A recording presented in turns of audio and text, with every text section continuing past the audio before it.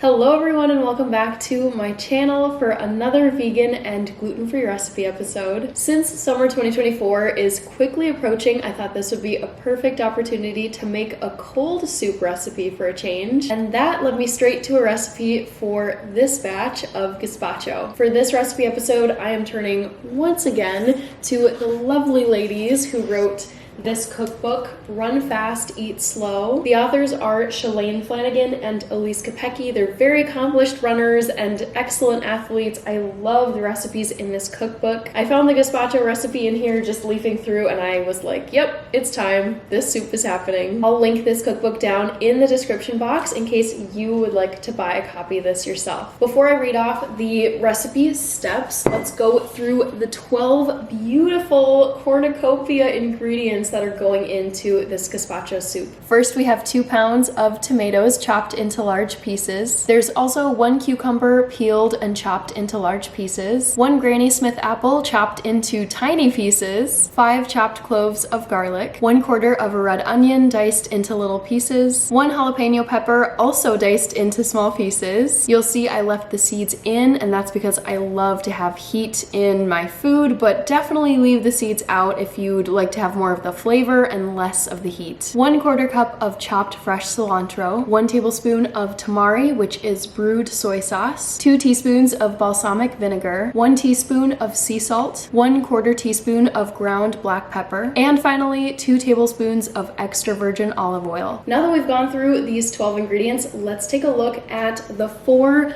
recipe steps, and this soup is unbelievably easy. There's actually no cooking, no baking, no use of my oven. There's like nothing complicated about this. It's really just blending things together, popping them in my fridge to cool, and then serving it up at the very end. But let's actually get into the details of the 4 steps. For step number 1, I'll be blending together the chopped tomatoes, the cucumber, the jalapeno pepper, the garlic, the tamari, the balsamic vinegar, the salt, and the black pepper. And I have my blender sitting right over here. Let's try to get it in the frame so you can see it. So all of those ingredients that I just listed are going to go in here, and I'll blend them together on high speed until they're pretty much pureed. For step number 2, I'll take that lovely pureed mixture in my blender, I'll pour it into a large bowl, and I'll mix in the chopped Granny Smith apple as well as this chopped 1/4 of a red onion. For step number 3, I'll take that large bowl with the gazpacho mixture and I'll pop it into my fridge for a couple of hours to chill. And step number 4 is the most fun step. I'll take the gazpacho out of my fridge, I'll dish up a bowl for myself right here at my countertop. Before I dig into it, the last little piece of step 4 is to garnish with the chopped cilantro and a drizzle of the extra virgin olive oil. That's everything you need to know for this truly ridiculously easy gazpacho recipe. So let's get started throwing some of these lovely ingredients over into my blender for step number 1.